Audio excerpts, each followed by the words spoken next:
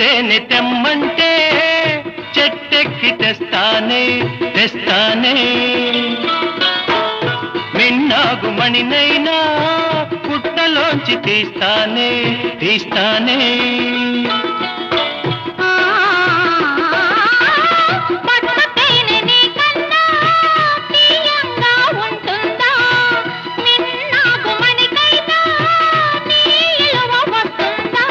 అంతేనా అంతేనా అవును అంతేనా